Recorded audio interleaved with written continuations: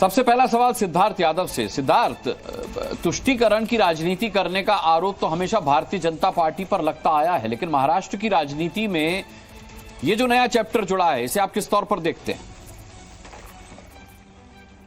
अनुराग जी, मैं इस आरोप से सहमत नहीं हूं कि तुष्टीकरण की राजनीति का आरोप हमेशा से भारतीय जनता पार्टी पर रहा, क्योंकि इतिहास गवाह है, अगर किसी दल ने या किसी एक गठबंधन ने तुष्टीकरण को ही आधार बना करके हमेशा चुनाव लड़ने की एक कवायद रखी तो वो कांग्रेस पार्टी और उनका गठबंधन रही है।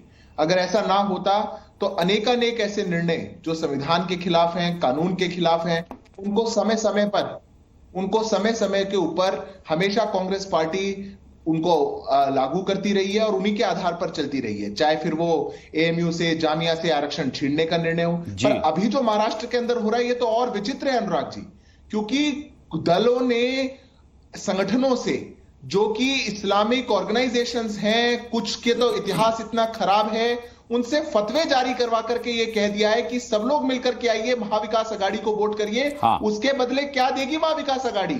1000 करोड़ की वक्फ की प्रॉपर्टी उनके नाम करवाएगी, पुलिस की फोर्स में मुसलमानों को भर्ती देने का काम करेगी, उनको ज्यादा से ज्यादा आरक्षण देने का काम करेगी, जो संविधान में नहीं है, 10% का आरक्षण देने का काम करेगी। और कांग्रेस पार्टी और इनके पूरे गठबंधन ने उन सभी मांगों को सहमति जताई, उन्होंने उस मांगों को गलत नहीं माना। ऐसी ऑर्गेनाइजेशंस, आईओएमएल जैसी ऑर्गेनाइजेशंस, उलेमा बोर्ड जो 17 सूत्रीय मांगे अपनी सामने रख रहा है, उसको कांग्रेस पार्टी समर्थन करती है या उसके आधार पर वो चुनाव जीतना चाहती है, तो मैं मानता हूं कि ये महाराष्ट्र के लिए और लोकतंत्र के लिए इससे काला दिन नहीं हो सकता, क्योंकि ये तुष्टीकरण की भी पराकाष्ठा है। चुनाव के अंदर बिल्कुल खुल करके मैदान में उतर जाना और यह कहना कि वोट जिहाद किया जाए, हमको एक तकबा पूरा वोट दे, एक समुदाय बाहर निकले और मात्र एक संगठन को वोट गए और उसके बदले हम देश लुटा देंगे, संविधान लुटा देंगे, सारे संसाधन लुटा देंगे और आपके साथ हम खड़े रहेंगे, इससे बुरा हमारे लोकतांत्रिक व्यवस्था के लिए नहीं हो सकता।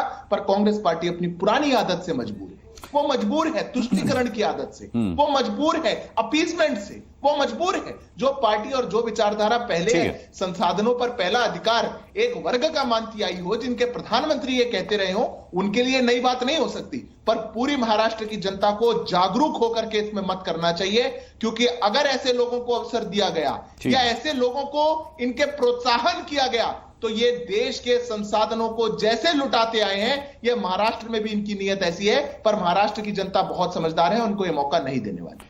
संजय गुप्ता हमारे साथ जुड़ चुके हैं। संजय गुप्ता जी, आपको मेरी आवाज मिल रही है?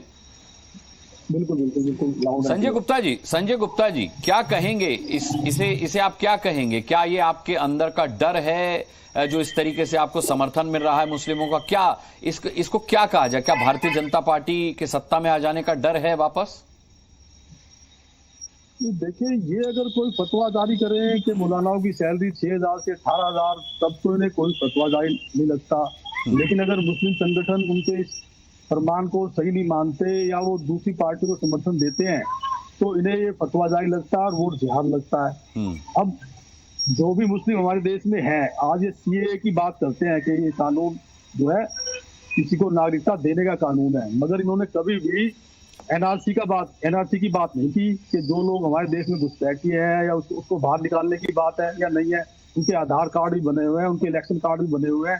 आज अगर वो कई संगठन मिलकर के इनके खिलाफ जाकर के इन्होंने 3 तलाक वाली बात की ताकि मुस्लिम महिलाओं का वोट नहीं मिल सके, इन्होंने बुर्का वाली राजनीति भी की, मगर मुस्लिम महिलाएं भी आज इनको वोट देने के लिए तैयार नहीं है। तो आज इन्हें सिर्फ यही बात है कि इनको मुस्लिम संगठन वोट देने के लिए तैयार नहीं है, तो इन्हें ये वोट जिहाद लगता है। मैं मानता हूं इनको मुस्लिम संगठन वोट देने को तैयार नहीं है, लेकिन ये कोई नई बात नहीं है। नई बात यह है कि मुस्लिम संगठन जैसे पार्टी में व्हिप जारी होता है, उस तरीके से लेटर जारी करके और मुस्लिमों से अपील कर रहे हैं कि बीजेपी को वोट नहीं देना है, महाविकास आघाड़ी को वोट देना है।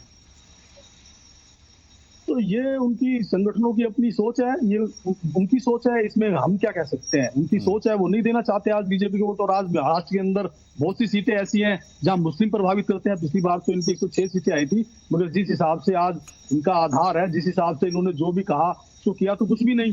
तो उनको आज ये लगता है कि इनकी 106 सीटें 105 सीटें भी नहीं आने वाली हैं और गठबंधन में भी इनकी सरकार नहीं बनने वाली है, तो इसीलिए इन्हें वोट जिहाद लगता है।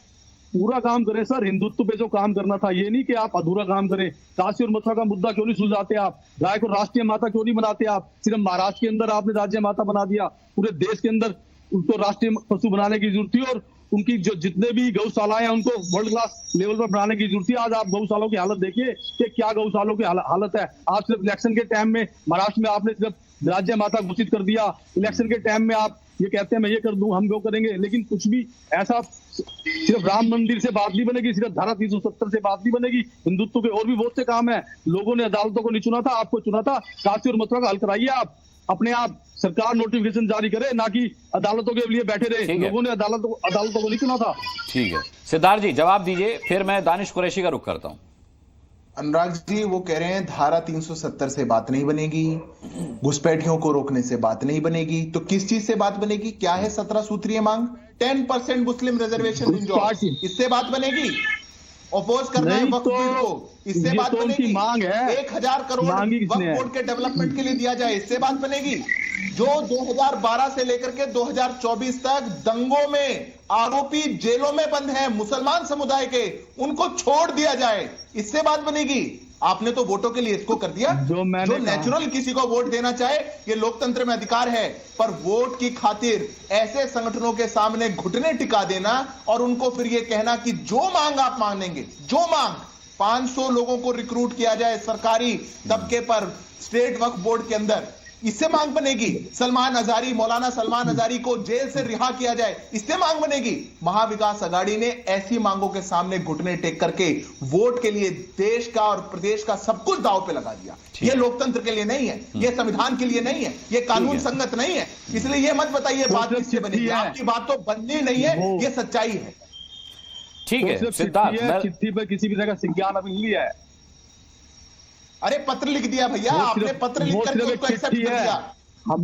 हमने कोई पत्र नहीं लिखा है, ना हमने किसी तरह का उस पर कोई समर्थन किया है। ठीक है, हमारे कांग्रेस अलग पॉलिटिकल पार्टी है, एनसीपी अलग पॉलिटिकल पार्टी है, सपा अलग पॉलिटिकल पार्टी है, हमारी अपनी इंडिपेंडेंट पॉलिटिकल पार्टी है। हमारा उसमें किसी भी तरह का हमने कोई भी फरमान अभी जाहिर नहीं किया है कि हमने क्या करना है, क्या नहीं करना। बात देखिए, 3 दल एक साथ गठबंधन में है, एक दल ने पत्र लिख करके समर्थन कर दिया और 2 दलों ने उस पर कोई खंडन नहीं किया, उसको गलत नहीं बताया, ऐसी मांगों पर चुप्पी साध ली, तो क्या माना जाएगा? ऐसे तो आप देश की जनता को नवाब मलिक, अजीत पवार, मैं आता हूं सीमा जी, संगठन के साथी हैं। ऐसे तो नवाब मलिक और अजीत पवार जी आपके संगठन के भी तो साथी हैं। अब संजय जी सुनने मैं पूछ रहा हूं आपसे, दल चुनाव लड़ रहे हैं, दूसरे संगठन के साथ, एक दल ने पत्र लिख करके समर्थन कर दिया, 2 दल आज तक चुप हैं, ना खंडन करते हैं ना विरोध करते हैं। कहिए मांगे गलत है, कहिए ये असंवैधानिक है। 10% का मुस्लिम आरक्षण संविधान निर्माता बाबा साहब भीमराव अम्बेडकर नहीं दे करके गए, तो हम नहीं देंगे, कहिए बात। 2012 से 24 तक के दंगों के आरोपियों को हम नहीं छोड़ेंगे, कहिए ये बात। ये नहीं कह रहे, चुप्पी है क्योंकि वोट वहीं से चाहिए, और फिर आप कहते हैं कि हम बताइए आप कर रहे हैं।